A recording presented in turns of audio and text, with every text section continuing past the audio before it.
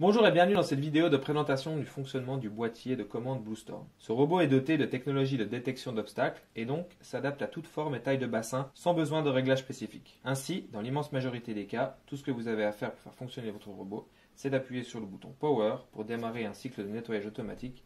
Le robot s'arrêtera tout seul au bout de 90 minutes. Néanmoins, pour quelques cas spécifiques, il existe des modes de fonctionnement alternatifs au mode auto. Ceux-ci sont décrits schématiquement sur le dessus du coffret et plus en détail dans le manuel utilisateur. Nous allons décrire dans cette vidéo quand et comment utiliser ces modes de fonctionnement. Donc avant toute chose, on va rappeler quelques règles de sécurité. Le boîtier doit être positionné à une distance de minimum 3 mètres du bassin et branché à une prise reliée à un disjoncteur différentiel, comme indiqué dans le manuel utilisateur. Ensuite, le branchement du câble flottant. La gâchette du connecteur, toujours tournée vers le haut, et coïncider avec le petit guide sur le dessus du connecteur. On insère la fiche dans le connecteur jusqu'à entendre le clac comme ceci. Comme déjà expliqué, c'est le mode préconisé et adéquat dans l'immense majorité des cas. Démarrage sur simple pression du bouton Power et arrêt automatique au bout de 90 minutes. Donc là, séquence d'initialisation. La LED stop va clignoter pendant quelques secondes. La LED orange va elle aussi s'allumer. Et au bout de quelques secondes, le robot va démarrer. Voilà, ici en l'occurrence, il n'y a pas de robot connecté, donc le coffret va se mettre en mode sécurité et s'éteindre de lui-même au bout de quelques secondes. Voilà, comme c'est le cas à présent.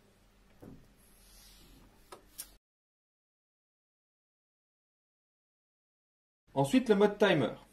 Donc, si vous souhaitez programmer quotidiennement un cycle de nettoyage ou si vous souhaitez simplement un cycle plus long que le cycle automatique de 90 minutes, vous pouvez activer le mode timer externe qui configure le robot en marche forcée. C'est-à-dire que le coffret va démarrer dès la mise sous tension et fonctionner jusqu'à la mise hors tension. Une fois ce mode activé, le bouton Power est désactivé et l'asservissement est commandé via une prise programmable standard ou le timer d'un coffret de puissance. Pour activer ce mode, vous pouvez vous référer donc aux instructions qui se trouvent sur le dessus du coffret. Donc, tout comme pour le mode auto, une pression sur le bouton Power, suivie d'une deuxième pression en appui prolongé pendant environ 6 secondes sur ce même bouton jusqu'à ce que voilà, la LED blanche au-dessus du picto qui représente une petite horloge s'allume. Voilà, le coffret est maintenant configuré en horloge timer externe et le bouton ici est désactivé. Donc là, le coffret va s'éteindre de lui-même puisqu'il va se mettre en mode sécurité en l'absence d'un robot. Mais pour s'assurer donc du fonctionnement de ce mode, on va mettre le robot hors tension et on va le rallumer pour s'apercevoir que dès la mise sous tension, le robot va lancer un cycle. Voilà, là on voit, pas eu besoin d'appuyer sur le bouton Power, le coffret se met automatiquement sous tension.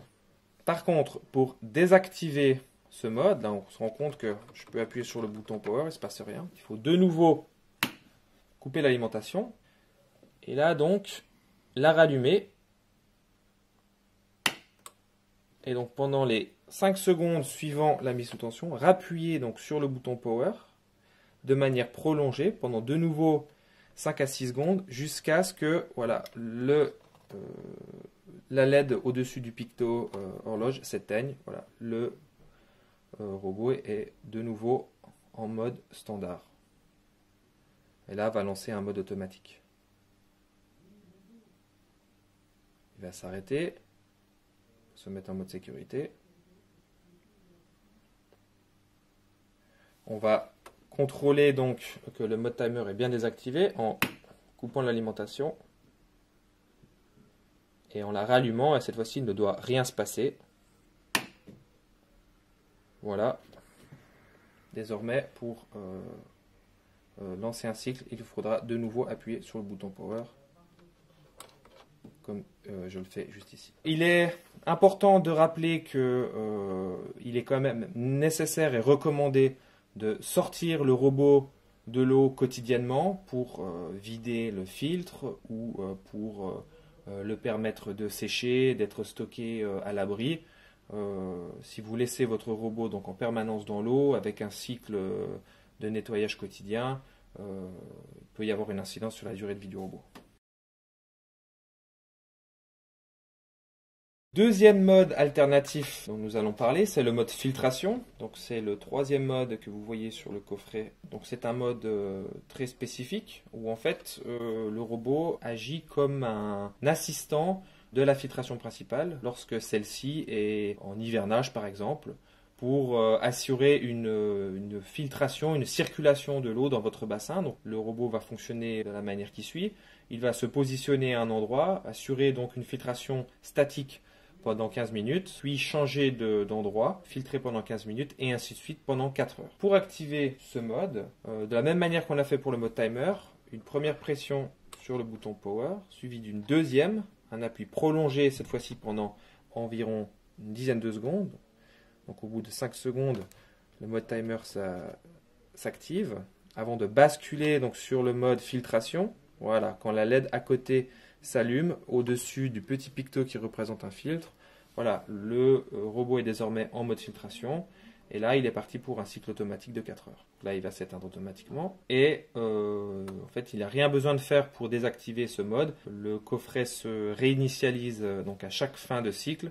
Si je relance donc, le coffret, vous voyez qu'en fait, il n'a pas gardé le mode filtration comme actif et il va repartir pour un mode automatique.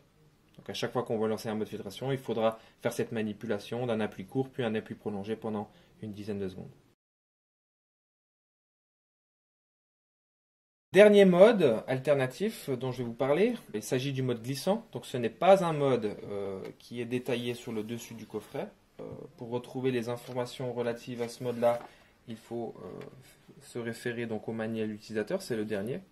Il n'est pas sur le coffret pour la simple raison que c'est un mode qu'on utilise peu et généralement c'est un réglage qui est fait une bonne fois pour toutes et on n'a pas donc à toucher ce réglage tant qu'on utilise le robot dans le même bassin. Donc c'est un mode spécifique au sol très glissant comme par exemple les piscines carrelées. Quand utiliser ce mode, en fait la rotation idéal du robot se situe aux alentours de 90 degrés, mais ce qui est le plus important, c'est qu'à la suite d'une rotation, le robot aille heurter un mur qui soit perpendiculaire au mur précédent, dans le cas d'une piscine rectangulaire. Si il tourne plus que 90 degrés et presque 180 degrés, ce qui se passe, c'est qu'il va aller heurter donc le mur opposé et en fait le robot va effectuer des longueurs et la couverture donc du bassin va être uniquement partielle et il va aussi éventuellement se poser un problème d'entortillement du câble. Pour activer ce mode filtration, même manipulation que les modes précédents, on va faire un appui court et un appui prolongé,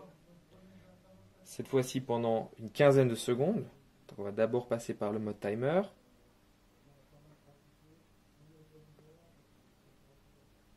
Ensuite le mode filtration. Et on va rester appuyé jusqu'à ce que la LED blanche tout à droite s'allume. Voilà. Donc le mode sol glissant est activé. Et le coffret va conserver donc ce réglage même après la mise sous tension. Donc on va contrôler que c'est bien le cas. Je remets le robot sous tension pour un mode automatique et on voit donc bien que la LED du mode sol glissant est toujours activée. Donc on peut utiliser son coffret en mode auto, en mode timer, en mode filtration, tout en conservant le réglage sol glissant. Ça n'a aucune incidence sur le fonctionnement des autres modes. La seule modification, c'est sur les séquences de rotation qui vont être raccourcies pour empêcher le robot de survirer. Donc pour désactiver maintenant ce mode sol glissant, on va, de la même manière qu'on l'a activé, un appui court, un appui prolongé, une nouvelle fois, environ une quinzaine de secondes. On passe par le mode timer, le mode filtration, et on maintient jusqu'à ce que la LED tout à droite s'éteigne. Voilà. Le coffret est maintenant redevenu en mode sol standard. On va le laisser s'éteindre.